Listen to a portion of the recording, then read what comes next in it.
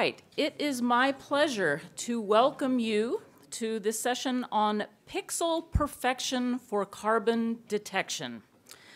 I'll tell you off the record that some of the panelists are a little concerned about this title, perfection, kind of sets you up for rude questions from the audience. They would have preferred, pixel progress or something like that, but it doesn't have that ring with pixel perfection for carbon detection, so we're going to stick with that. My name is Frances Seymour. I will be your moderator for the next hour and a half.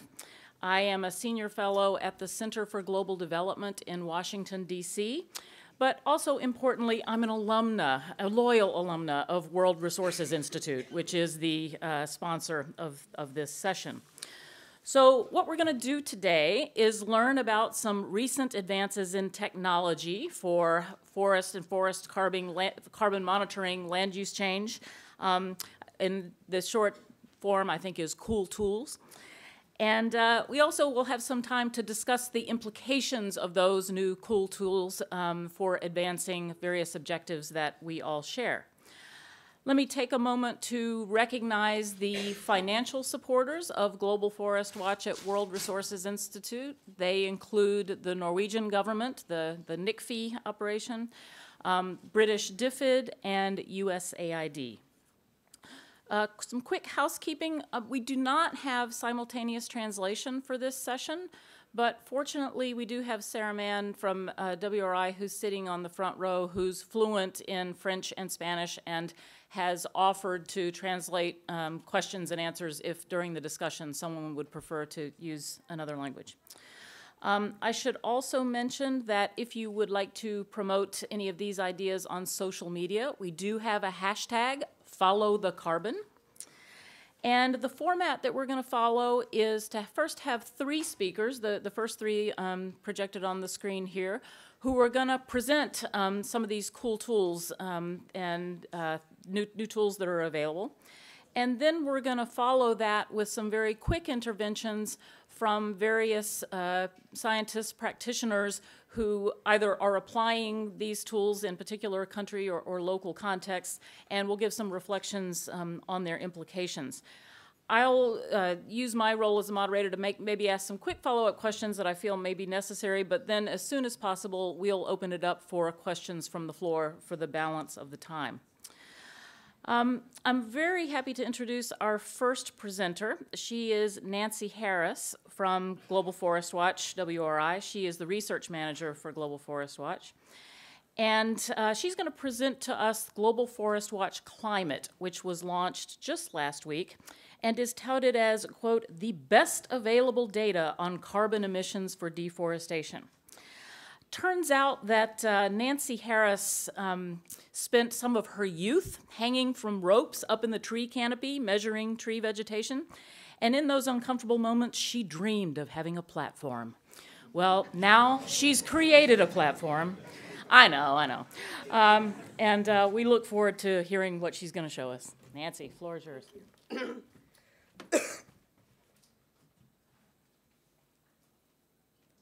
I'm going to apologize for my voice. I'm getting over a cold, so I hope you can understand me. So many of us are generally aware that forests are important for climate, right? They're the original decarbonization machines. They're the carbon capture and storage technology invented by nature a few billion years ago.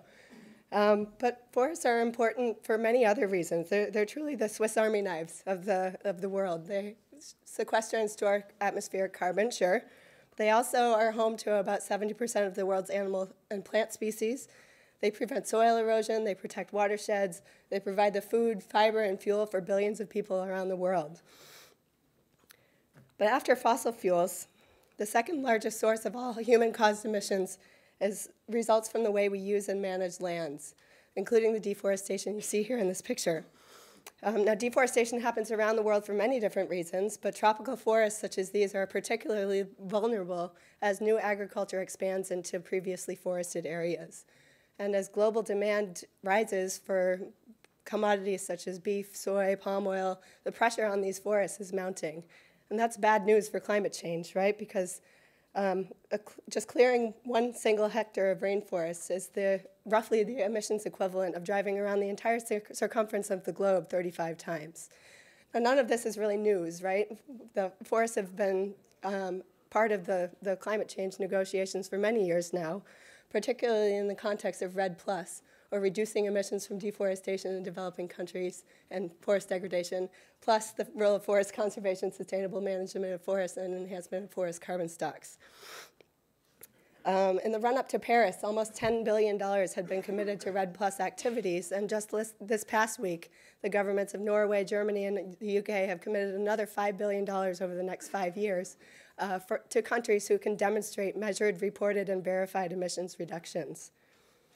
And even subnational governments, indigenous groups, private companies, they're all making deforestation-free commitments. Just the producers and traders in this slide alone represent 60% of the palm oil industry that have made commitments for deforestation-free supply chains. So clearly the world, at least in principle, agrees that protecting forests is important. But the question is exactly how and where should we be investing to keep forests to keep carbon in landscapes? How can we assess progress towards these ambitious goals and commitments that we're making? There's currently not really an easy way for many of us to access information on forest carbon that's accessible and comprehensible and comprehensive. And that's the reason that we created Global Forest Watch Climate, which is a new online platform that we launched on Tuesday, designed to provide detailed, timely, and accessible data on forest carbon and carbon emissions from deforestation. And the platform is powered by a number of different data sets, including new data that we have from Woods Hole Research Center on forest biomass at 30 meters spatial resolution, created from combining ground measurements with remote sensing metrics. So the platform combines the biomass data with the University of Maryland's global tree cover loss data, plus, importantly, other contextual data, including locations of primary forests and tree plantations, to provide a really detailed look of how much carbon is stored in forests and how much carbon is lost from forests every year. So never before have this kind of information been available all in one place. You can visualize it, you can download it. Who are our target users for this website? We created GFW Climate because forest carbon monitoring is going to be really key to ensure that commitments are met, regardless of whether they're made by governments or indigenous groups or private companies. So we built the platform with those stakeholders in mind. We're certainly not attempting to replace national forest monitoring systems or official government data. Our target users are a much broader spectrum than that. It's meant more as a decision support tool. Yes, maybe for governments who don't have their own systems in place yet, but also for the NGOs of the world, the companies, the donors, the policymakers, the journalists, the indigenous groups, the activists, the users who are just looking for more information to understand these issues more, to make decisions and to drive action. What we're trying to do is just widen access to this information to a larger group of stakeholders so that the billions of dollars that have been committed so far can be used in a way that actually results in positive impacts for the climate. So we're trying to move away from confusing spreadsheets like these, and instead we're trying to create compelling and intuitive visualizations to really bring these data to life. So our aim is to take computationally intensive calculations. These take a while to run, and transform them into actionable insights with the click of a button. So you can access on-the-fly analyses. Hopefully this video works. All right, it does. You can access on-the-fly analyses at whatever scale you're interested in, from 30-meter pixels all the way up to a 30,000-foot view of what's happening in tropical forests overall.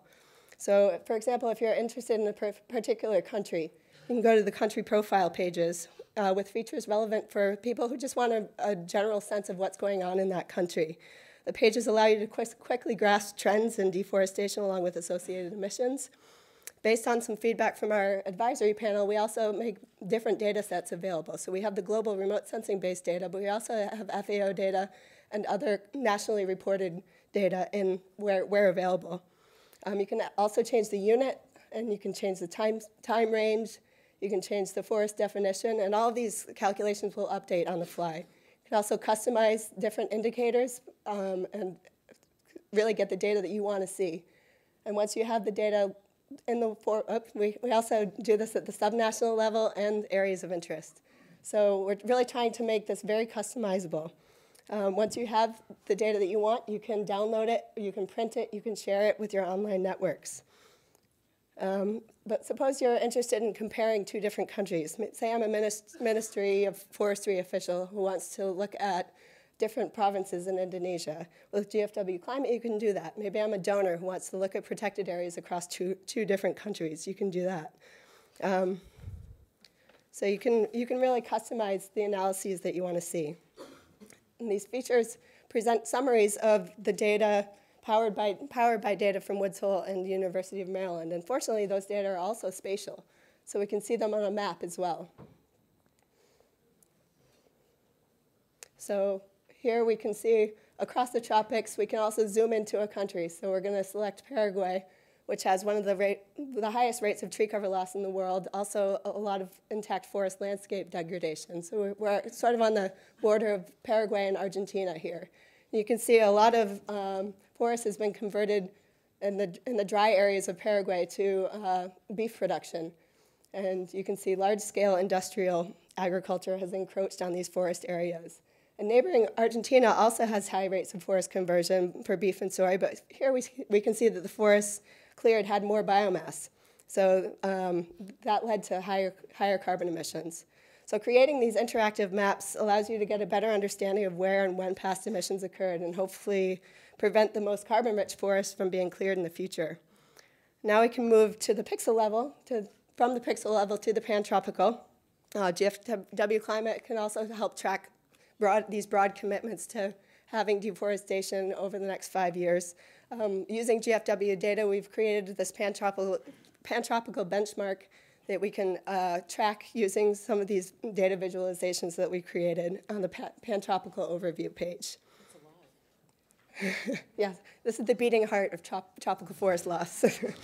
So this is not a static platform by any means. We launched this in beta, and we plan to improve this over the coming months where we need to add more data, and we also need some feedback from you guys. You are in this room are the people that we want to be using this platform, so we can't do that without all of you. We need you to explore the platform and take a look around, tell us what's working, tell us what's not working, check out what's going on in your own country, give us some feedback, and help us make this platform work for you. So I'd like to end with a quote from the incredible biologist E.O. Wilson, who I think sort of summarizes our mission at Global Forest Watch. And that's what we're drowning in information while starving for wisdom. The world henceforth will be run by synthesizers, people able to put together the right information at the right time, think critically about it, and make important choices wisely.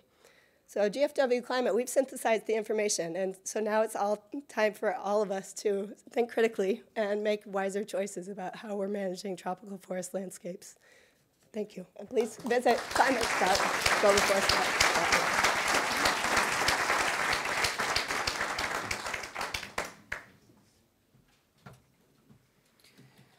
So two things that you may have an appetite for, having seen that presentation. If you want to try this cool tool on your own, do a test drive, WRI has a station in the Landscapes Lab, sort of at the end down this hall, with a terminal set up, and you can actually play with some of the analyses that Nancy has just shown are possible.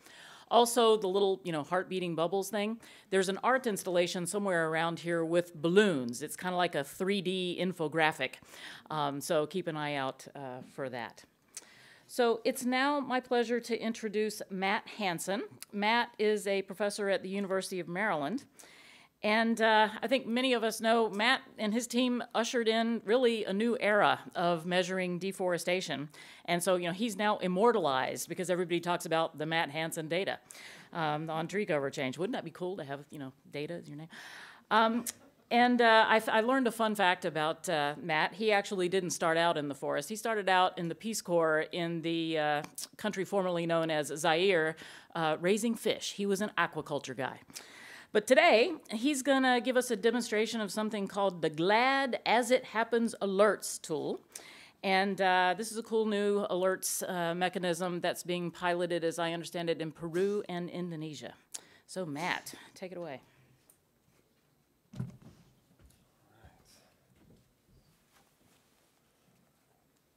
Just got to work on our branding. So GLAD is the Global Land Analysis and Discovery Laboratory at the University of Maryland. Our work is really, though, a consortium of people, Global Forest Watch, Google. We have a lot of binational partners in different countries helping us to make products and validate their accuracy and move forward in terms of creating more certain estimates of forest cover change globally and certainly pantropically. Our results to date are these global scale results that are produced at an annual basis, and so we're delivering fairly regularly. We want to reduce our latency always, but annual updates in the spring quarter of every year is the idea, where after validation, everything, we can get a really good area estimate of what's happening in any corner of the world. So this idea of a globally consistent, locally relevant product based on really well-calibrated Landsat data inputs. And we're looking forward to Sentinel-2. We had a Sentinel-2 session this morning, highlighting the work of the Copernicus program here in Europe and the Landsat-like nature of those. They might take that Landsat-like as an insult, but somebody's laughing there. Anyway, but that's cool, because then we could have two Landsats, Sentinel-2, and then the second Sentinel-2, have a constellation of these observations and be able to really do a good job monitoring forest. Our annual product looks like this. This is Northern Republic of the Congo. I'll give you no context here whatsoever, but each one of these logging concessions has a different color. That means a different year of exploitation. And what I'm talking about today is this idea that in the interim between our annual updates, we should provide actionable information. We're collecting data all the time. We're getting every 8 days a new Landsat image. If we do a QA on that image, there's probably millions of good pixels that we could do an estimate on what's happening in near real time, let's say, every 8 days. So what I'm showing in this presentation is the first results of an alert system where when we get a good pixel, let's make an estimate of whether or not there was a forest disturbance there. And the idea here is that it doesn't replace the annual product. It is really an indicator of change. And we're okay with omitting some of the dynamic. We're really upset if we commit error, because we want this to be the kind of actionable information that Brazil developed with DETER. The DETER product is a 250-meter spatial resolution alert system that is used by the environmental agency, BAMA, there to enforce their forest code. So we're doing this in Peru, Republic of Congo, Indonesia. I'll show some Brazil examples. We run for Brazil. We're going to scale it up globally. But here, when you look at the next thing, we go from the last year being that cyan color. This is 2013 in that case, but in the color bar represents years. And I'll just add these orange and reds to the west of that blue concession. This is all the new clearing in 2014, and it's in a weekly basis. So the scale changes to weeks now. And when you go to visit these places, so this is a concession again in Northern Republic of Congo. When we go to the concessions on the right, the east of that road, to the right side of that road, it's a year late. You can't even find the stumps. You have to bushwhack. It's very hard. Regrowth has already overtaken the landscape. But when we go to visit the logging places that are 2 or 3 months old, we are right there. And so the idea is, can we run 30-meter alerts globally that give you a weekly update? And we've tested this in Far Eastern Russia, and it's working very well. So just an example. Can we use this type of indicator product and kind of use it in coordination with some of the commercial constellations that are very high resolution data? So there's a Skybox from Google. You can see the Skybox 1 is the middle one. It's the later one. Skybox 2 looks like a lot better. You can see tree counts with different quality instruments. But you know, maybe this 5-meter or less data can tell you something much more directly about the context of the changes that we're mapping with the alarm, and can be used in an integrated fashion. So when we run these products, we see the dynamics of the alerts in an intra-annual way. We can compare the magnitude of the changes. Right now for these three countries, our area for 2014 on the alert basis is 80% of the land we're mapping using the whole year's record all at once to do the annual summary. So that's good news. It's picking up a lot of change. It's picking up dynamics, whether it's the artisanal mining in southern Peru or logging roads in Republic of Congo, or the fires in Kalimantan, Indonesia, with the really strong El Nino. We see these fragments of peat just uniformly being burned on the edges working in, and so it's picking up what we think are really important, again, actionable dynamics. We've run it for Brazil, and so this idea is, when we take it in the humid forest, can we move it out into the Sahara, the Mata Atlantica, and then maybe into the temperate and boreal forest. So this is kind of a sequence of shots to show you that we're working at scale, and then we'll zoom down to a particular example. But what the idea is we keep a rolling composite of the last look of any particular place on Earth. So this is a composite of our last good look in November over all of Brazil. And I'll zoom in just so we can see a little more detail. This is the last good look in the kind of November time frame. And again, we're building up a record of forest loss alerts. And then we have this idea that, we don't believe necessarily a single alert all by itself, but we certainly believe, we start seeing repeated alerts every 8 days, we have this kind of confidence indicator. And I'll show you what the forest alerts look like at this scale. We'll zoom into Pará state between like the Tocantins River and the Xingu. This is a good look composite. Here's the loss. You can see Belo Monte Dam forest loss right there on the lower right. But I want to kind of zoom in on the center of the image where you see these squares that are related to logging. What I found interesting about this example, and again, it's kind of weird. I don't talk with authority on Brazil. I mean, we map the globe, and I don't know anything about 90% of the globe, right?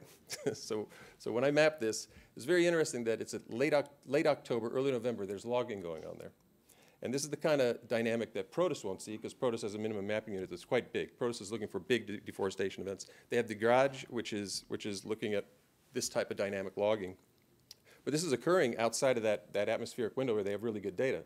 It's occurring in like October, November, when you don't necessarily have good looks. And so when we see, you can see the logging areas there, and here's the alerts, and it's kind of nice to see that when we do the mapping, the roads themselves are confirmed first. The little hazy extraction activities off to the side of the trails are a lot of times unconfirmed because they're quite subtle. But anyway, the results are making a lot of sense, and it's working. So to give you another example, a picture of this is to run an animation. And this is in Roraima, in Roraima state in Brazil, and this is a logging landscape. And when you follow the bar at the beginning of the year, you can see there's already been logging previously in this area, and then the new patches come in, they kind of fill out this triangle, and so they're working farther and farther into the landscape. It's pretty ugly looking data when you look at it like on a daily basis, but again, you can see when this thing starts up, there's a road that's going to go out this way. This old logging area right here is going to be cleared.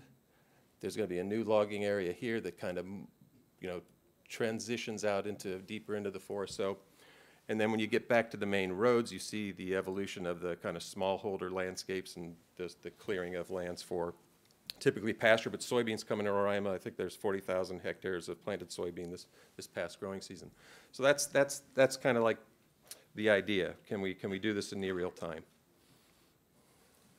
Okay. I need to go back. All right. So in summary, just to wrap it up, this idea, again, is to have a near real-time update. It's not for carbon estimation. It's really for land management type of information. What did something happen in a protected area? It's all about context. One of our big clearings, 400-hectare clearing in an uncontacted indigenous reserve in Peru. It's 100 kilometers from any other change of its magnitude. You'd think, it's a curiosity. What's going on there? Someone should go out and take a look. We want to do it for these three countries. It's already on GFW's website for those three countries. We're going to add Brazil, Democratic Republic of Congo early in the year and do the Pantropics for the 2016 sometime, and then go global in 2017. That's about it. Thanks.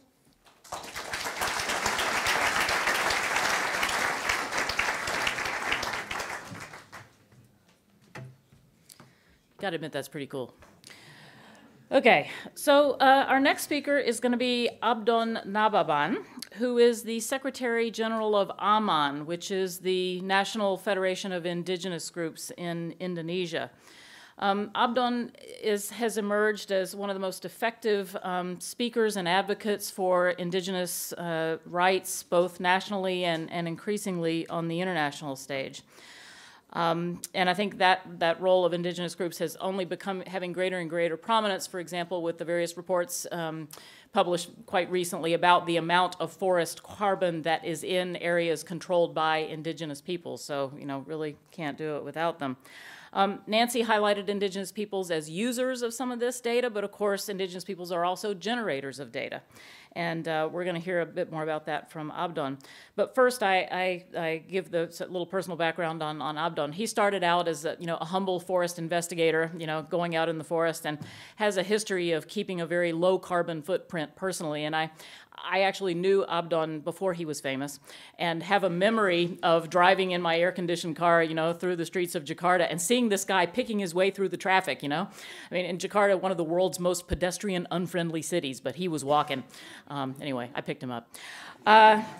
So Abdon is going to tell us about how indigenous communities are using some technology both to demarcate their territories, but also to generate alerts from the bottom up. So Abdon, please.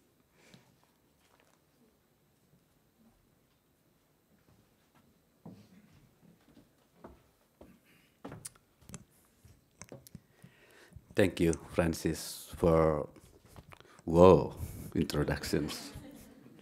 Yes, I know her for a very long time, since I was a young investigator, field investigator, and joined the Global Forest Watch. The first, I was part of the initiations of the Global Forest, so I'm very happy to be here, back again. And now I have to represent indigenous peoples.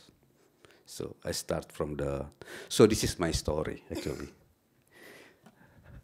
How to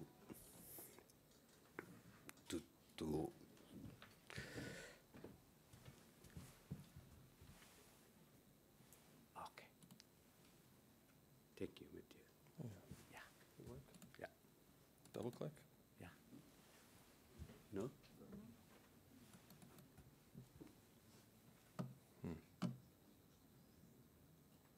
Does mine work?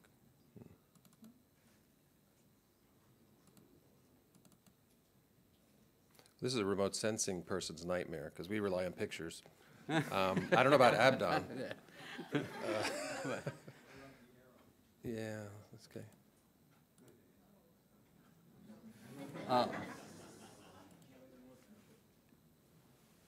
Another person.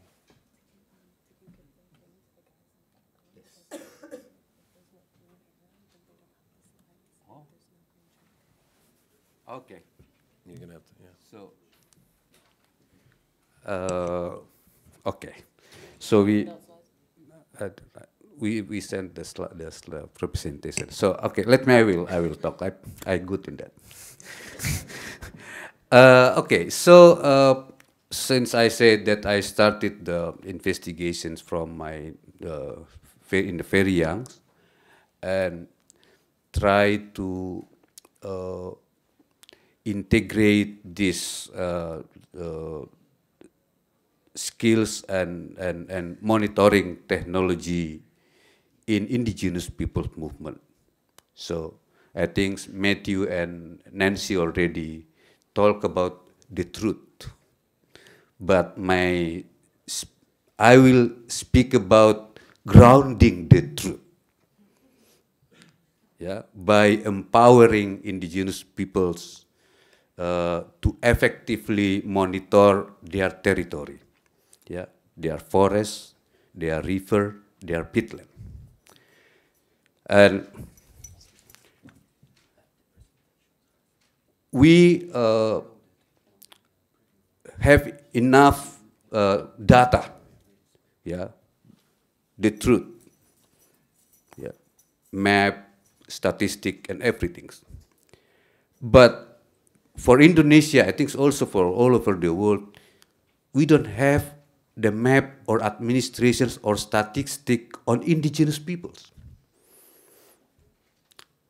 So how to bring this together, the monitoring systems and also the mapping movement. So in Indonesia, we start the participatory mapping since almost more than 15 years ago. Yeah, and with this mapping, we put indigenous peoples on map, on statistic. We show that we are exist on the ground, and we still safeguarding our territory, our forests, our peatland, and everything. Yeah, our biodiversity, our source of food. Yeah, I think that's the map for indigenous peoples. Yeah, so it's a map of their life, of their existence, and we have maps, global maps from Nancy, from Matthew. How we bring this together? I think that's the challenge.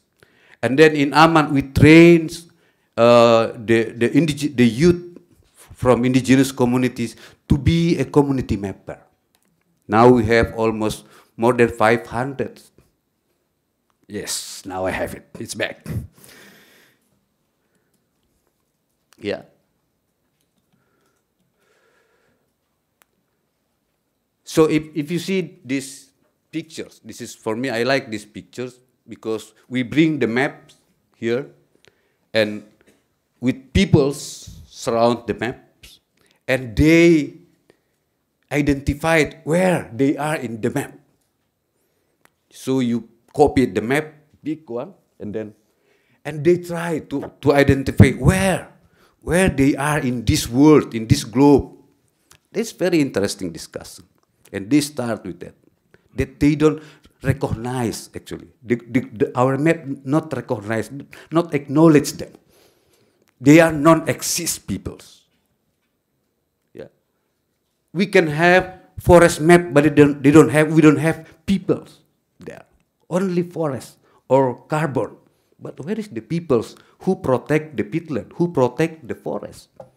You are going to protect the forest, you are going to protect the peatlands. How about peoples that already protecting the forest from centuries? There is no on the map. I think that's it. And yeah, how do we do that? And I think this is an example of how we are doing mapping. Yeah, we train peoples, we provide the basic map. They identify where they are. They know exactly the place. They put that. They make pictures, and now even not only GPS we use, we also now drones. So the most modern technology that we can get, we use right now to do this, to accelerate the movement, to accelerate the mapping. Yeah, so you can see the video with that link, drone and the dayaks. Yeah, and of course, because the government, they don't have the systems to register our map, and then we establish our own registrations agency for ancestral domain, BRWA. And now, from 10 million hectares that we already mapped, 6.8 million we hand over to the government. Yeah, so we put our map in the government map. And we also use our maps, the current maps, to also to have the indicative map for indigenous peoples. Here, the indigenous peoples' territory, and what's in their territory, what environmental services they have in their territory. So Indonesia is one of the biggest country that's own indigenous populations. With, you can see here, we spreading in 160 16 million hectares of territory, yeah, all over the, and we estimated 84 million hectares of territories in Indonesia is controlled and owned, actually, historically owned by indigenous peoples. And we also use that indicative map to calculate the carbon. Carbon is one of the environmental service, right? Because that's the bonus to the global, yeah. Because indigenous peoples, they love to share. They have the culture of sharing, not culture of owning. So they want to share their carbon, if that carbon will save the world, if save us. So we try to count. And what do we have? I think this. Yeah, 84 million hectares. We still have 57 million hectares of forest cover. And about 40 million hectares is the best forest that Indonesia has right now. 40 million hectares. And 32.7 gigatons of carbon. Yeah. So this is not for sale. Yeah. Because they live from carbon, actually. Yeah.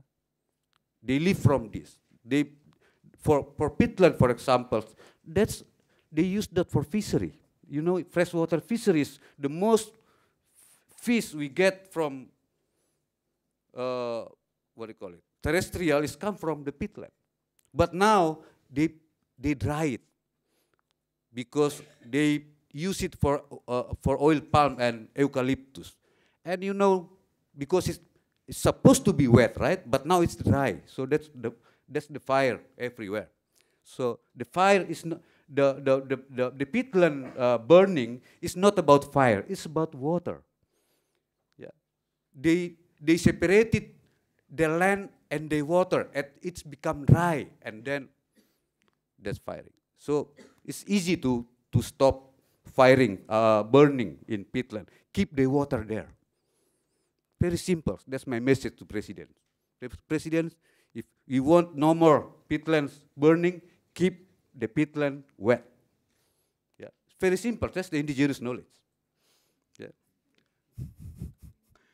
Yeah, and also we work together with other organizations from other regions. Yeah, with the help of the Wood Hole Research Center. Thanks for them. Yeah, but not with the peatland. It's also only the forest. Yeah, so if we need this map, there is a Coimbra from Burners is there to serve you if you need this. Yeah, but it's also so that indigenous peoples is the potentials. Yeah, maybe have to be the main actors for these things, you know. So, and this is very important. We not only use this technology for what do you call it, for mapping, but we also develop the systems, the community-based territorial information and monitoring system. This is for example, we use the handphone. Yeah, very simple technology, handphone, and we train our members become a citizen journalist, and they report it through their mobile phone. Yeah, and we provide the editor with the computer, and then we classify the message. Some put it in the social media, to the mainstream media, and also to enrich our database, yeah, our ecosystems database. So it's work, yeah, and these systems, yeah. Now we find that the systems, we receive a lot of conflict from the field, land grabbing, yeah, violence, and everything. I think this have to be in our main agenda. If we talk about climate, we talk about everything, about rights, yeah. And from that experience, I conclude, I have come to my conclusion that we cannot separate the territorial rights from the ecosystem integrity. Yeah, the peatland is the examples. Yeah, don't separate water from the land, and you will get problems. And for that, recognition of the land and territorial right of indigenous peoples is a killer criterion. That's the only. If you measure the carbon, put this criteria as the main. Yeah. The second is community-based landscape management must be at the center of INDCs, intended national determined contributions. The third, carbon cannot be separated from other environmental services such as water, biodiversity, all are integrated. And the fourth, national and international support for capacity building for indigenous people is needed. Yeah. Also, technology, the newest relevant technology to accelerating the mapping, accelerating the report from the field. So that's we call grounding the truth. Thank you very much.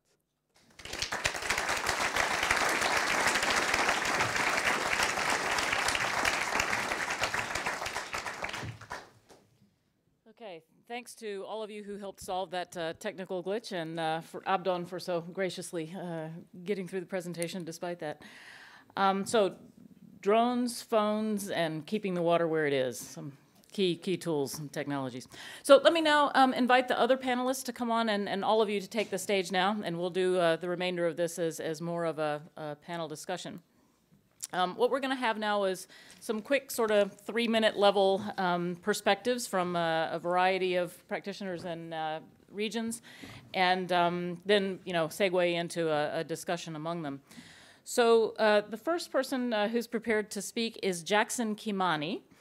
Jackson is the Regional Director for Africa of the Clinton Climate Initiative. And he's going to give us some information about how this links to national initiatives that he's involved with in Kenya and Ethiopia. But before I give him the floor, I have to share a fun fact. One of the themes of being in Paris for climate negotiations is sleep deprivation, right? Because all the negotiators are staying up all night and everything. Nancy, sleep deprivation, desperate to get this new platform up and running in time, to be showcased here, so she's sleep deprived. Well, I bet you couldn't guess why Jackson is sleep deprived. Well, that's because that from his time going to school in Wisconsin, he became a Green Bay Packers fan, and so routinely has to stay up until 2 o'clock in the morning to watch the football games on TV, in another time zone. So, Jackson, tell us what you're up to. Thank you, Francis. Unfortunately, I don't have to stay up tonight to watch a football game, so I'm not going to be sleep deprived. I was inspired listening to Abdon and the work that you're doing at the community level. And I wanted to connect that to the presentations that were made by Matt and Nancy in terms of being able to bridge between these global tools like GFW Climate that are useful in a lot of ways because they fill a void that exists where a few alternative sources of global or rather forest change data exist. So I wanted to bring this to the work that we are doing in supporting the government of Kenya in providing a system that exactly helps in monitoring the progress that they're making towards the political commitments that they have made. So essentially bringing in the global perspective to the country level to where you're able to address some of the issues that were raised by Abdon. SLEEK, System for Land-Based Emissions Estimation in Kenya, is a system that is funded by the government of Australia, implemented by the government of Kenya, and supported by the Clinton Foundation. It's designed in a way that is responsive to the policy requirements of Kenya, so it covers all lands. And this is something that is unique in terms of an approach because we feel that each country has its own priorities. In Kenya, Kenya wanted not to just focus on emissions from the forestry sector, they wanted to look at emissions also from agriculture. And as such, the design of the system needed to be responsive to that. So policy drove the science as opposed to typically what happens where technology solutions are sort of imposed and you have to sort of cram in the policy to fit into the technology solution. As part of looking at how do you then integrate these data sets, agricultural data sets, forestry data sets, remote sensing data sets, we needed to come up with a tool that would help in doing this integration. And of course, already working with Australia, we are looking at what Australia was doing, which is they were using a Fulcrum, and wasn't quite meeting the requirement there. And as we were looking around, we also had, we talked to the government of Canada, and it just so happens Canada happened to be working on a concept for the next generation of their tool. And it's also, when we looked at the development of their system, the pathways were quite similar to what we were doing in Kenya. So it was only logical for us to collaborate in the development of this tool. So Flint, Full Lands Integration Tool, was born. And Flint is essentially a generic tool that allows that you can bring together a variety of ground and spatial data. It's modular, so you can plug in the modules into it, and any country essentially can be able to apply it. And this is in an attempt to minimize on the complexity and the challenge that most countries have in putting these systems together. But we do realize, as a generic tool, it has to be anchored in an institutional and governance framework that gives the confidence to the countries in that when you're using this tool, it's well maintained, it's something that in terms of improvements, you know what is gonna be happening. And as a result of that, we have formed an entity called Moja Global. Moja stands for one in Swahili, and it's a symbolism of the unification of the various efforts happening around this area, allowing that the leading experts in the development of advanced MRV systems can be able to have a unified approach in doing this, so to minimize on duplication of efforts that may be taking place out there, and allow that countries can credibly monitor the progress they're making towards the commitments that they have announced, because in the absence of which, these commitments essentially remain kind of something that, is just good on paper.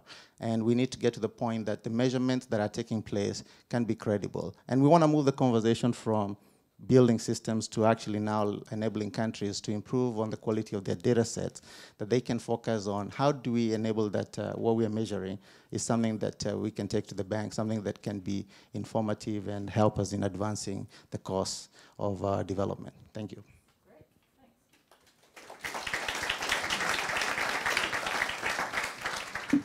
So next up, I'm going to keep to the order here in the projection. So next up is Tasso Azevedo, known to many of you from his stint in public service in Brazil, where he was instrumental in developing the Brazilian Forest Service and the Amazon Fund and a few other minor achievements in our world. He is currently the general coordinator of something called MapBiomas initiative that he's going to tell us about that has to do with measuring land use change in Brazil. But first, I have a fun fact about Tasso that you didn't know. So he clearly was a leader in the forestry sector in Brazil, but at some point he tipped over and decided that what he really needed to focus on was climate change. And it turns out that tipping point came when he went to some meeting, in Canada and saw the impact of the pine beetle on the Canadian forests. And it's like, wow, this is bigger than just the forest. So Tasso, tell us what you're up to now. Yeah, well, it's not MapBiomas, but actually it's fun because I didn't thought about that. It's MapBiomas, which is the biomes, but it's actually be MapB, and then could be the two things. Yeah, so this initiative, which it's related a lot with what we hear here, is that we are for many years we are concentrating our efforts on mapping and understand the dynamics of forests, which will be to simplify, and I was one of the people defending that for many years, simplify, let's just talk about deforestation, and if it's possible, gross deforestation, because it's a much easier concept to understand and work on.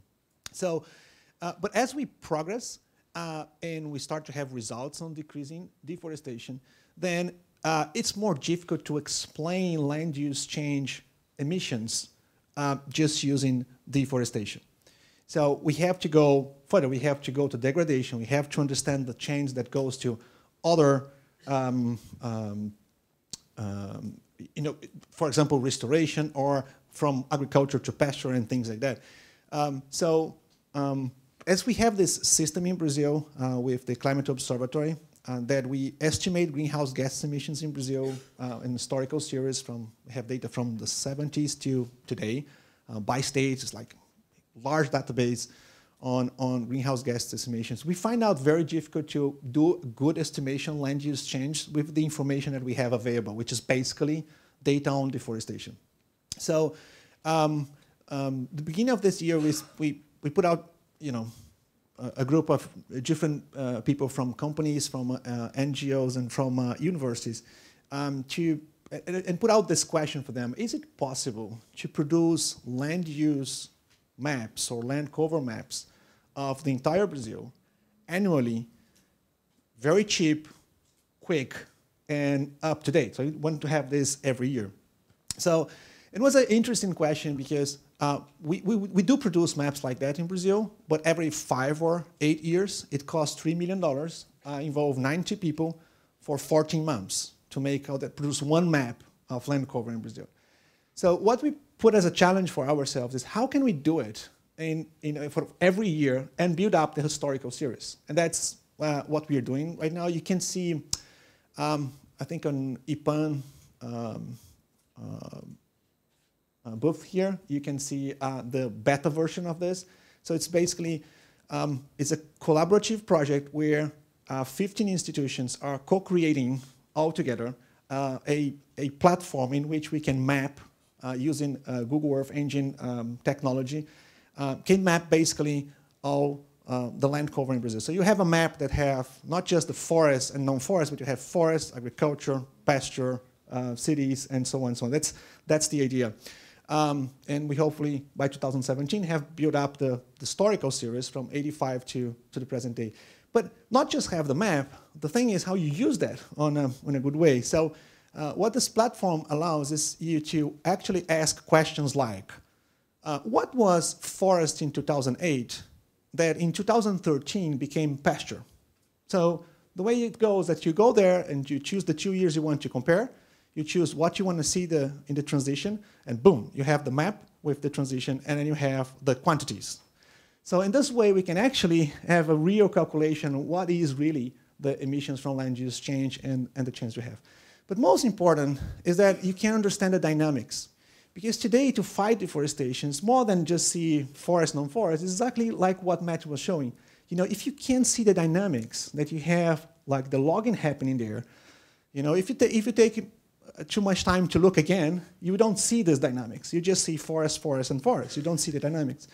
So that's what we want to achieve, is to have a system where you can watch the dynamics, and by understanding the dynamics, how the changes are occurring, you can actually plan and act accordingly to avoid certain paths and to promote other paths. So that's the contribution of the system. And the end, and that's just one point which I think it's very important for the things that we are developing, all of us, is that instead of just having a result, which is the maps and comes out, all of that, we need to provide the people the platforms so the people can produce their own maps. They can make their own questions. So that's what we are trying to do with MapBiomas. Not just you can see the results, but you can access the working platform in which we work. We do the maps. You can see all the scripts. You can download all the codes that we're using, so you can reproduce the work in the future in the different environments on different interests. Great. Thank you, Tasso.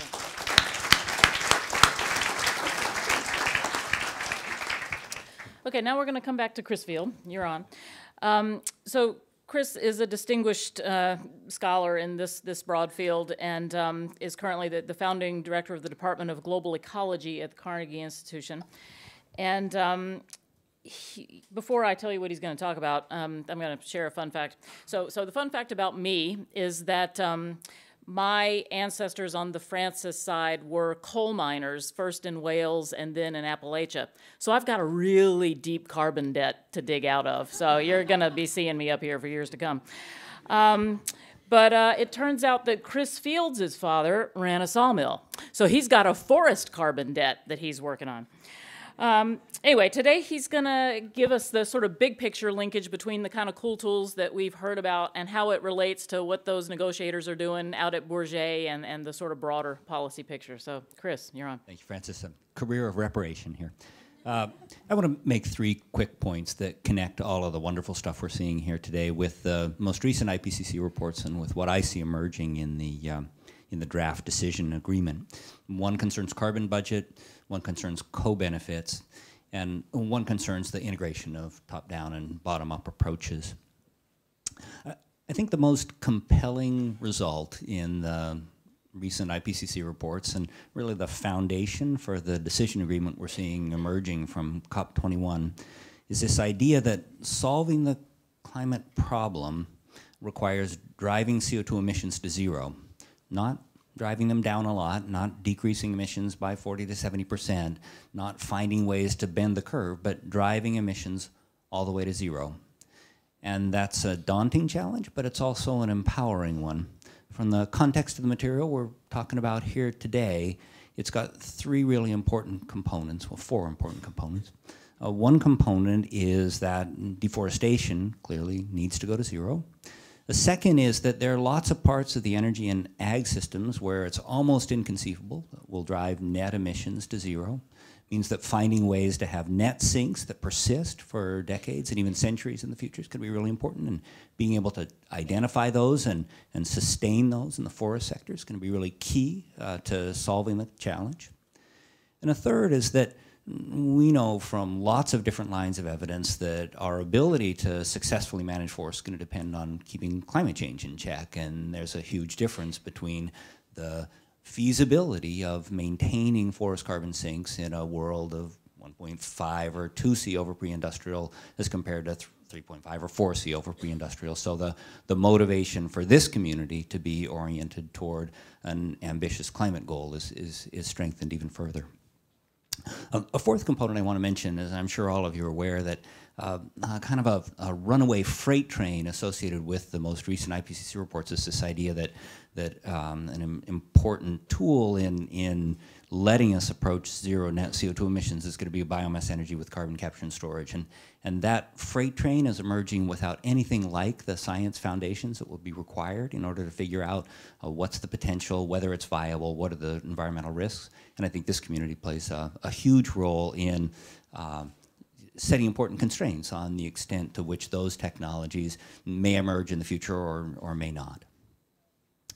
Second, let me turn to the issue of co-benefits. It's really clear in all the negotiations that are going on that there's not enough money on the table to solve this problem. But there are some tremendous opportunities, and most of those opportunities are in recognizing where there are co-benefits. And the concept of co-benefits really come up in several of the conversations today. And it's important when we think about forest carbon that we think about other environmental benefits that are being addressed by these same forests. And in particular, where we can get the triple win with a carbon win, a biodiversity win, and an other ecosystem services win, it's going to make a huge difference. Finally, let me just close with one thought on integrating top-down and bottom-up approaches. When we're in here in Paris with COP21 and all the countries are getting together for a universal agreement, you say, maybe this is the era of top-down approaches. But then you look at what's actually in that text and you realize that it's not the era of top-down approaches. The top-down components are really only building the barest of foundations, and the solutions to the problem are really going to come from bottom-up efforts that involve indigenous peoples, that involve national scale efforts, and involve all of you putting the pieces on the table that can go into vibrant systems to protect the forests and protect the climate. Thanks so much.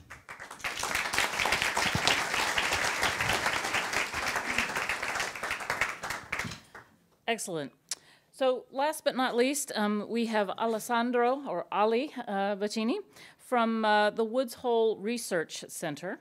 And Ali is kind of the low-profile guy who, generates the data on the carbon density to go into the cool tool that you saw at the beginning here. He's going to tell us, what's new and significant about this data and, some of the technical details that you might have been wondering about. But first, we have to imagine, why is Alessandro not sleep-deprived in Paris? Well, it turns out that he had to come to Paris to catch up on his sleep because he has a 3-month-old baby at home. So, Alessandro, tell us about the data. Thank you. Yes. So as you can imagine, I'm very happy to be here. And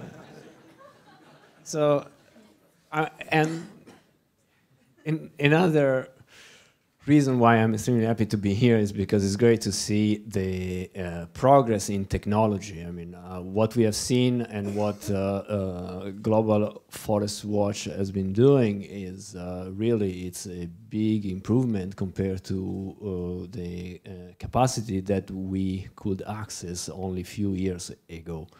And right now, as Matt showed, we are at the stage where almost operationally you can track land cover change, biomass change, almost in a real time, and this is something impressive. Now, what WRI is doing is really giving the opportunity to the users to access this sort of quite complicated data set that is not straightforward to generate.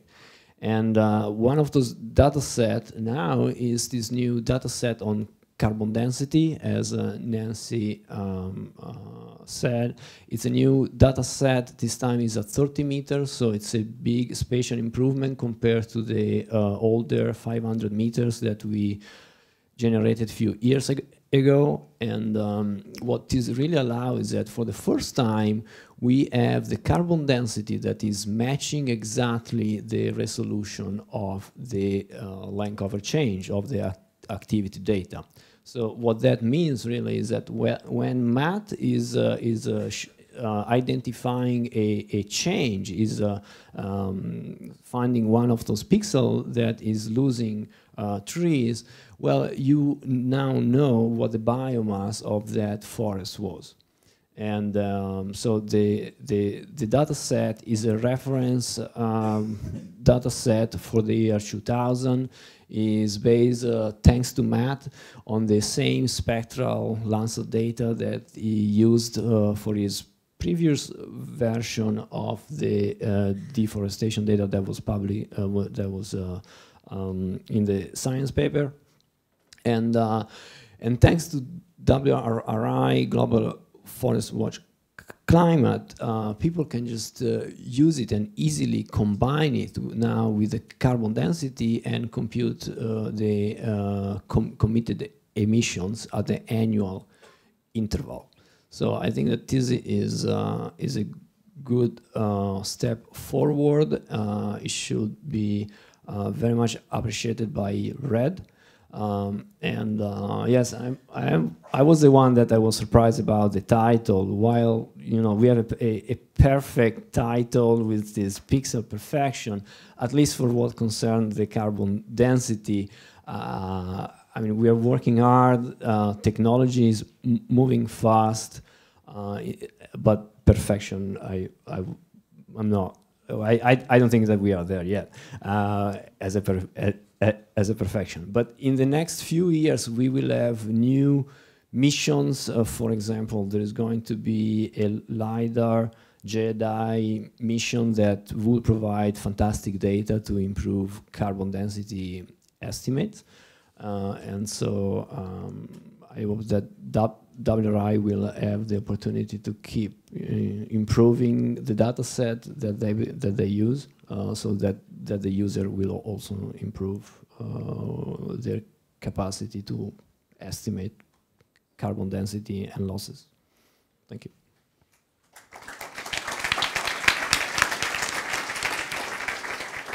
Awesome.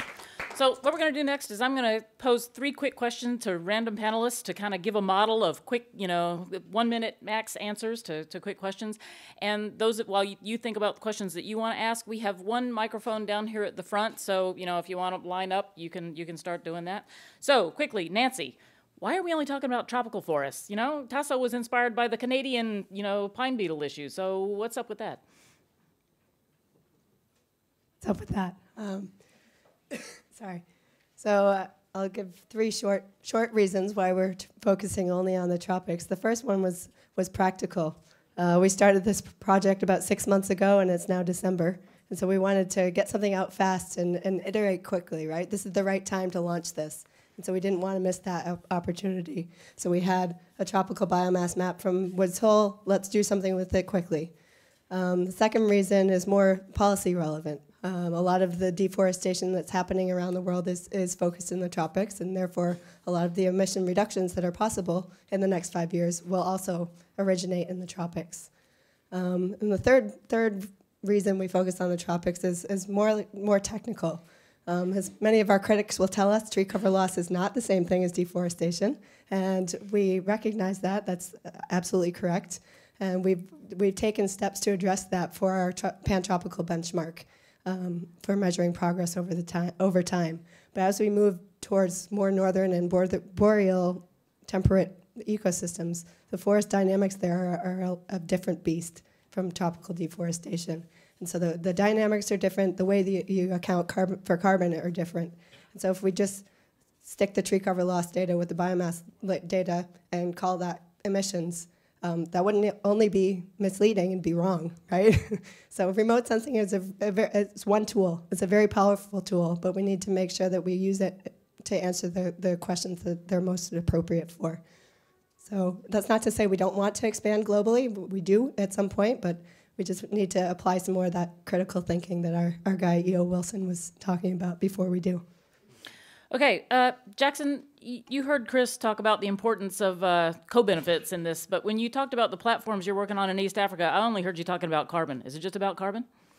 Definitely not. I think I completely was nodding my head vigorously as Chris was talking, because I think we are just focused on carbon. We're going to lose the agenda of what we are looking to achieve here. By anchoring these within the national development agendas of countries, you allow that this is not just a tool for carbon.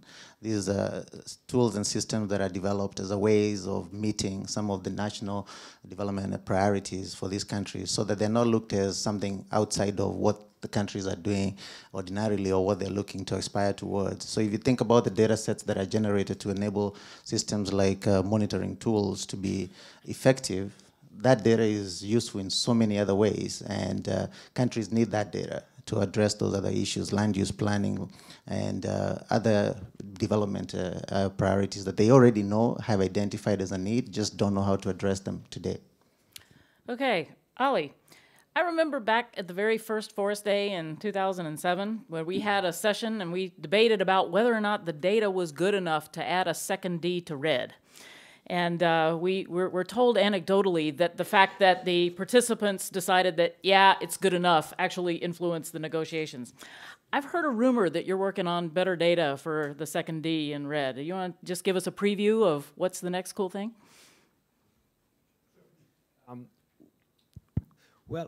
So until now, what we have been doing, right, the standard methodology to derive biomass change has been by combining activity data that is sort of tree loss, deforestation data, the area, how much area has been lost, and then with the emission factor that can comes from field data or from LiDAR data or from existing maps. Now we have been trying to step a little bit back from this approach, and we have been trying to derive biomass change in a more direct way. So we are looking at the changes in carbon density directly without the need sort of looking at changes in area. And so what that allows is to look at sort of the trajectory of carbon density, and by doing that you have this continuum range of changes, and there are changes both in loss and in gain. So for the first time we will be able also to address the gain. In terms of degradation, it's still very, very challenging to be able to address the question of degradation. But I think that Matt is making great progress in that. So stay tuned. Yeah. Okay. Okay. And Tasso. So what I'm going to do is ask you to start lining up for questions here, so I don't have to use up all the ones in my back pocket, and let Tasso respond very quickly. No, very quick comment is that it's interesting that we started the whole thing because of the carbon with the MapBiomas, but now it's kind of that's a co-benefit, because the whole thing is more interesting. But one interesting thing is that you can use the data of carbon to actually explain the land use change. Because, for example, to distinguish degradation from restoration is very difficult on the analysis, direct analysis. But if you have the information of the dynamics of carbon, then we can actually categorize this information. Okay. So I'm delighted that we have, as planned, 20 full minutes for questions and discussion from all of you. What I'm going to do is take, like 3 at a time and then allocate them. So tell us your name, where you're from, a quick question, and if it's directed at any particular panelist, let us know who that is. My name is Maxime Molenaar, and I work at a Dutch asset manager called Actiam. And I do think that the finance industry can play a big role in the solution for this. We've already been in contact with the WRI. We don't invest in forestry directly, though, but we do invest in companies. So my question to any of you other than WRI, because I already know the answer, is how do you connect your information to the companies actually driving the deforestation so that the financial sector can also work with this? Great question. Doug. Doug Boucher from the Union of Concerned Scientists, and this is particularly for the remote sensing specialists, so Nancy, Matt, Alessandro, maybe Tasso also. Okay. You have some very impressive images, some very impressive data, but you all know well it's not the only data out there. Yours aren't the only images, and yours isn't the only portal. There are considerable numbers of other data sets, both on deforestation, tree cover loss, and biomass maps. And they're all separate. It's very difficult for any user to overlay them and see how they differ, and we know they do differ somewhat. When are we going to have them integrated in one portal so that we can actually see what are the differences, compare them, see where you all and the other data sets really agree and where you don't? Thanks. Mark Lichty, just in from Pennsylvania, a bit sleep deprived myself. And I don't really fully understand the whole organization of this event, but so not this particular event, but the entire Paris event. But the work that you're doing is incredible work, but I'm a root cause guy. And so I'm sitting here wondering, okay, so the reason for the deforestation is economic. It's economically driven. Is there, and this might even be a better question for you, perhaps, is there any forum here that's discussing population control, the population issue? Is there any forum that's talking about that in Paris now? That's one question. The other question is, I'm also a filmmaker. I made a film called Groundswell Rising. It's about the fracking movement in the United States. And a lot of the issue with fracking is about the methane issue. In fact, there's a couple of studies that indicate that methane is as harmful as all this CO2.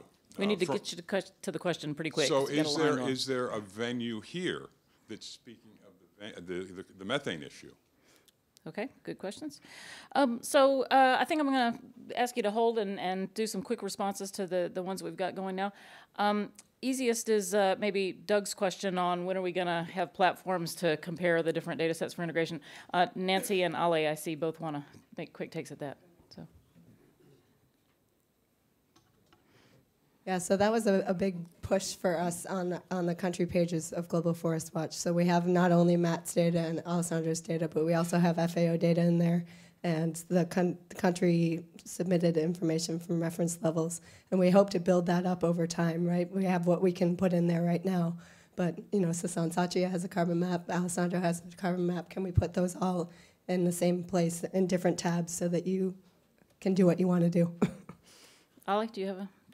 Well, yeah, I just would like to make a point that, from now on, we will have more and more carbon maps. More and more people will be able to actually generate data set on carbon density. And I'm sort of, the point of comparing maps, to me, is not really a game changer. To me, it doesn't really say much. Two maps can agree, and they could be completely wrong. Two maps can disagree because one is good, one is bad.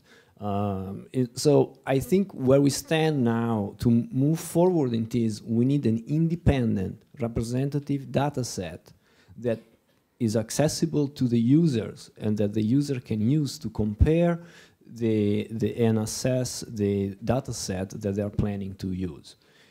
The point of comparing maps among themselves is, to me, is not very important. I think that it's time that someone will be able to finance a project where we build an independent data set to assess existing and future data. Quick. Yeah, just Matt? the idea that maps have to be validated and they have to have their uncertainty known. So those practices have to be part and parcel of the map making endeavor. And from that, you can make informed decisions on how usable the data are.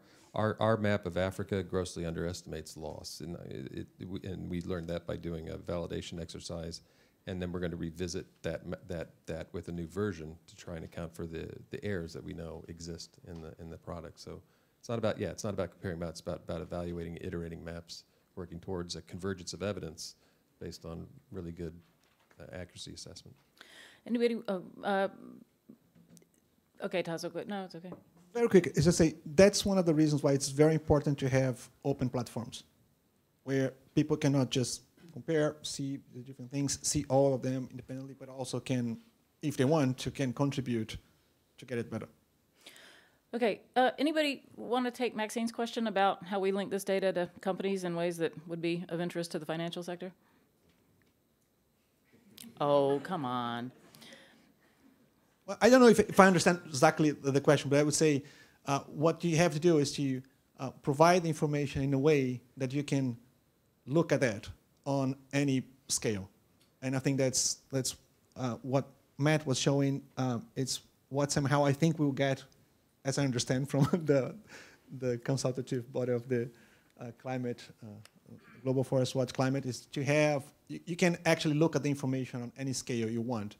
Same thing we are doing on MapBiomas. So eventually, if you know the company, you know what they are operating, you can actually get the information from the areas where they are operating. Okay, Matt. So yeah, so the idea of transparency on the environmental monitoring side, you have to have some of that on the industry side. I mean, the data, the sourcing, we can only speculate. So there has to be real strong partnerships between industry and civil society to get that information and build it into the commodity chain. It's the same thing about data openness. Okay, so Mark, I don't think you're the only one who's disoriented by all the things that are going on in this city over these 2 weeks. I actually don't know the answer to the specific questions that you ask. Is there a forum discussing population? Is there a forum discussing methane? If anybody in this room, on the panel, in the audience, has answers to those questions, I'll cede you the mic. But okay? Quick things. Please. You know, the philosophy that underlies the INDCs is countries decide individually how they're going to decrease their emissions. And there's quite a body of scholarship indicating that right now, the cheapest way to decrease long-term emissions is to meet the existing needs for family planning services. So there's no question that population is part of the universe of options that are being considered. Maybe they should be considered more. Not here. Oh, well, I mean, I don't know about here. Over in Le Bourget, they are for sure. And that's because of this bottom-up approach to the INDCs. The question of methane really, really challenging, especially scrubbing methane out of the ag system. And it's part of the reason that opportunities in carbon management in natural ecosystems are so compelling, because we understand we're going to have to drive net emissions to zero, and it's going to be really, really hard to get rid of the emissions from lots of sectors, including ag. Okay, let's take a few more questions, please. A researcher at the International Institute for Environment Development. Just quick question reflecting on how to link those maps with company decisions, with policymakers, with the issue of populations, looking at basically the driver of deforestation. And I understand the Global Forest Watch is having new efforts in including some of the commodities and mapping them and overlaying with basically the forest cover. I just want to basically understand, sorry, I actually missed Nancy and Matt's presentation because there's such a long line outside. But can you probably just give a little bit more details, or if you haven't covered, on the efforts leading up to that, looking at basically the driver deforestation and the forest cover, and also reflecting on the issue with population. There's a very big regional difference as well with basically Africa. If you look at UN population projection, 1 in 5 people by 2050 in the next 35 years will be living in Africa. And that means that the commodities you're looking at in Africa may be different. It's not export commodity alone, there's also domestic food demand. So have there been effort to include that type of commodities and understanding those driver deforestation? Because only when you look at that, you can translate those into company decisions and then national policy decisions on how they manage the forest as well. Thank you. Good, great setup. Mika. Good morning, Michael Buki, European Commission. Thanks to all. It's amazing the progress we have made so far. We've started with reports from the countries which were not so consistent, and now we have global maps across the tropics, and not only maps of the forest, but forest change and then more emissions. Seeing how much work and progress has been made, I can't help wondering the next step. I mean, now to map emission reductions, reference level, and of course it's very sensitive and it's very country specific, and it cannot be defined from outside. But there's still you mentioned this. Thank you. You mentioned the fact that I think Chris, you did that, the importance of being consistent with a long-term future where we are zero carbon at economy-wide, and the role that the forest sink will play in that future. So I'm wondering whether any of you, but Nancy and Chris in particular, whether of you have thought of that, of projecting the historical data, the current trends, and this future carbon neutral forest ecosystems. Okay, thank you. Niels Madsen, it's fantastic, the development. Will it continue this technology development, more and more precise? Will we start to use laser technology to measure more accurate? And is that really needed per se? Or I'm just so impressed what I've seen. Thank you. And will it continue to be even more impressive in the future? Great. Okay, so since we're creeping up on 1 o'clock, what I'm going to do is just start with Nancy, since some of these questions were directed to her, and you can answer as many of them as you want to, and then we're just going to work our way down the line for final comments from everyone. Okay. On the first question about drivers of deforestation, on the country pages of Global Forest Watch Climate, when I was showing you the little customized report button, we have a lot of different indicators related to exactly that, so that you can see tree cover loss, you can see carbon emissions related to some of, we have population data on there, we have commodities that are expanding in area for that specific countries. We have drivers reported to the World Bank for the countries who are participating in the Forest Carbon Partnership Facility, who have reported, countries themselves have reported what is driving those trends. So you can visualize some of that information on Global Forest Watch Climate. As far as the commodities piece, so this is Global Forest Watch is a big initiative, right? So we have the main platform, and this is our newest climate platform, but we also have a platform devoted to monitoring fires in Southeast Asia, as well as commodities. And so I'm not the person to talk to about commodities, but we have other people that I can put you in touch with. In terms of the reference level question, yes, we have thought about that a lot. Individual countries are coming forward and submitting reference levels both to the World Bank and to the UNFCCC, and those are guaranteed not to match some sort of top-down estimate of emissions across the tropics. And we need both, right? We need some sort of big picture. How can we all keep ourselves accountable? That's what we're trying to do on GFW Climate. We're not trying to replace forest reference level information, but we would like to put it into the platform so that Doug can do his comparisons about what the country data show and what the pantropical data show overall. And then in terms of projecting trends, that's definitely an area that we want to get into. We wanted to launch this, and that's sort of the next baby, is projecting into the future. Great, thanks. Matt. Tasso's project is addressing a bit the commodity thing, and we're working on it as well. But the idea that what is the fate of these forests? We can map directly the soybean across landscapes, how it evolves. We can map palm oil. We know where pastures are being used for cattle raising. So I think one thing that we'll see, and maybe I'm stealing your answer, Tasso, sorry, but this idea that you go back to 1985 and where we have enough data, we can watch the evolution of these commodities through time and across space. And right now, for example, last few years, palm is coming big into Latin America. It's coming big into the Gulf of Guinea. It was there historically in colonial periods, but we see this, and it's going to be very important in this whole kind of drivers quantification.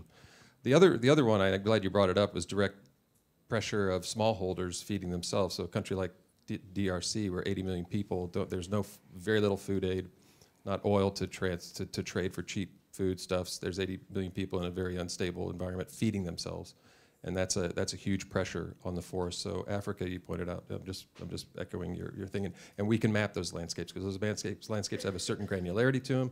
They have a certain rhythm. And we can even start looking at a measure of degradation in terms of how much secondary savanna is derived, so when they actually exhaust the forest, or how short the fallows are. That's another information domain that we could look at with the smallholders. The last question on where we move forward, I'd make two things. We have this operational capabilities that are like the bedrock for monitoring, and then we look at the more sexy signals to publish cool papers and distract everybody. No, you need to do both. But there's this process of vetting technology so that they can be implemented at scale and they can be incorporated into operational monitoring schemes. And that's what we want to do with the lasers and that sort of thing. But right now, we have analogous operational weather monitoring systems. We don't have that so formalized as much for the land, and I think it would be great if we could do that. NASA has something called the Sustainable Land Imaging Program. They purposely use the word sustainable instead of operational, because they're not operational, right? But that's the idea. It's like, how do we keep Landsat going? But let's not be afraid to invest in these things and commit to having them up there permanently.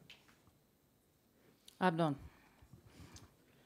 Yeah, I think I want to congratulate Global Forest Watch for this climate monitoring system, because this also will, because last month the Global Forest Watch also launched the landmark with the Amans is part of that movement, and we also put our data, our community maps there related to land rights.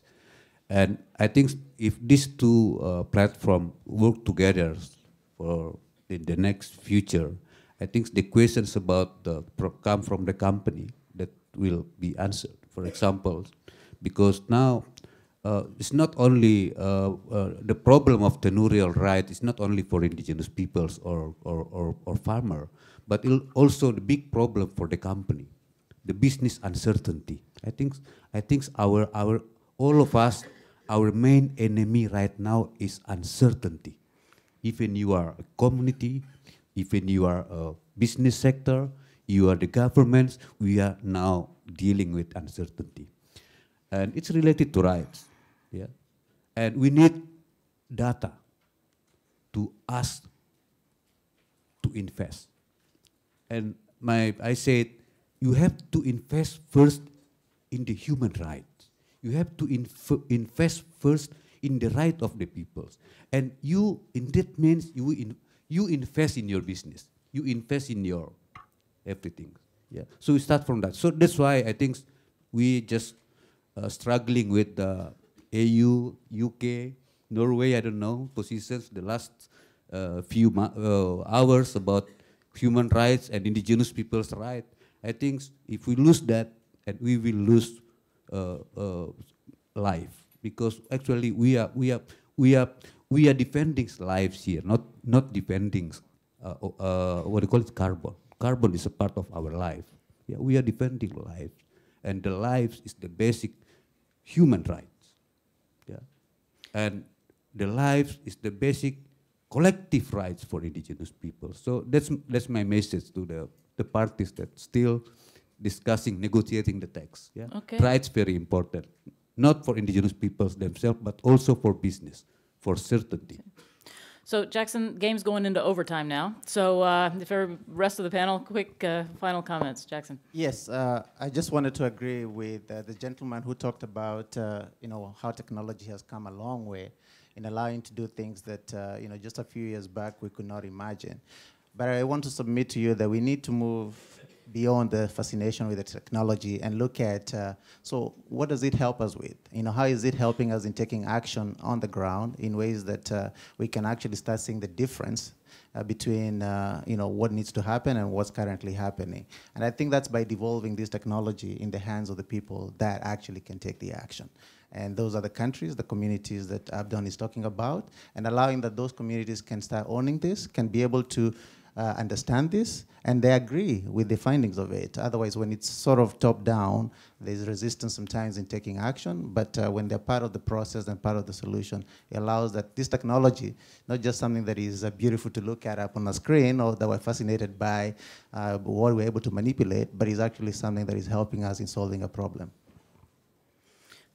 Let's make two quick comments. Of course, the key to getting companies involved in a critical way is to make sure we get the price right, and continuing efforts to bring a vibrant red environment into the context, and to see something that approaches a global carbon price is going to be critically important for creating opportunities where companies can be part of the solution rather than part of the problem. Let me just make one quick comment about where I see us headed in the future, and I think the remote sensing technology clearly continue to evolve, but I think many of the opportunities are in integrating remote sensing with other kinds of technologies, whether it's satellite-based CO2 measurements or different kinds of ground-based measurements. I really see the future as one of stitching together a wide range of different technologies that rethink the fundamental issue of what a reference is, so that we can really begin to have a high level of confidence in subtle dynamics of the carbon environment moving forward, which is what's really going to be critical once we approach zero. Tasso. Yeah, two things. One, in this business of how to interact with the companies, it's interesting that this project we are doing, it's also part of one of the products that a coalition that we have in Brazil called the Coalition of Climate, Forest, and Agriculture, which is like tons of organizations in the business sector, in NGO area, come together and create an agenda, how to operate on to make it better for climate, agriculture, and forests working together. One of the things that we want to do is to track land use change. So that's part of the process. So the whole project is also part of this this process of the coalition. But the things that we want to answer is very practical things. Like, for example, sugarcane has grown a lot in Brazil, especially in the state of São Paulo in last years. So the companies are asking, they're buying the fuel, are asking, okay, how much of that growth that we have in the last 10 years come on expense of a forest? What's that? So by having the map of land use change year by year, it was possible to prove, and in this case, in a pilot case for the state of São Paulo, that less than 1% of the area that is incremental in sugarcane